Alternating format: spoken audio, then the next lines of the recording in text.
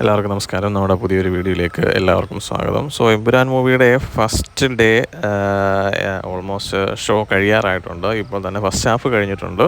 So first ഹാഫിൻ്റെ ഒരു review ആണ് നമ്മളിപ്പോൾ പറയാൻ പോകുന്നത്. So Empuraan movie first half നമ്മൾ വിചാരിച്ചത്ര ഒരു ഹൈപ്പിലേക്ക് എത്തിയിട്ടില്ല എന്നുള്ളൊരു അഭിപ്രായമാണ് പൊതുവെ എല്ലാവരും പറയുന്നത്. സോ ആ സെയിം അഭിപ്രായം തന്നെയാണ് ഇപ്പോൾ എനിക്ക് പറയാനുള്ളത്. കാരണം ഇപ്പോൾ ഞാൻ ഇതുപോലെ തിയേറ്ററിലാണുള്ളത്.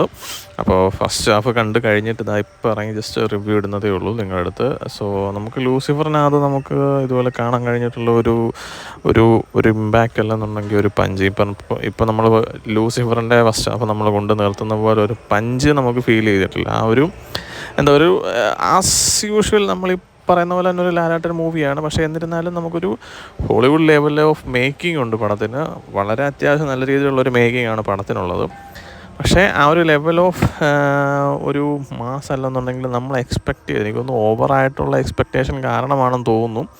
പക്ഷേ അത് പിടിച്ച് കയറാൻ പറ്റുന്ന ഒരു സാധനത്തിലാണ് നമുക്ക് സെക്കൻഡ് ഹാഫ് നമുക്ക് നിൽക്കുന്നത്. സോ നമുക്ക് സെക്കൻഡ് ഹാഫ് കൂടെ കണ്ടിട്ട് നമുക്ക് പടം എങ്ങനെയുണ്ട് എന്നുള്ളത് നമുക്ക് തീരുമാനിക്കാം. എന്ന് പറഞ്ഞ് പടം മോശമാണെന്ന് ആരും പറയുന്നില്ല. പടം നല്ല പടം തന്നെയാണ്. പക്ഷേ നമ്മൾ പറഞ്ഞല്ലോ, നമ്മൾ ഒരുപാട് എക്സ്പെക്റ്റ് ചെയ്തത് കൊണ്ടായിരിക്കാം ഒരുപക്ഷെ നമ്മളിങ്ങനെ നിൽക്കുന്നത്. സോ അതിലൊരു ചെറിയൊരു വിഷമമുണ്ട്. പക്ഷേ എന്നിരുന്നാലും നമുക്ക് തിരിച്ചു കയറി വരാനുള്ളൊരു ഇതുണ്ട് ഇപ്പോഴും.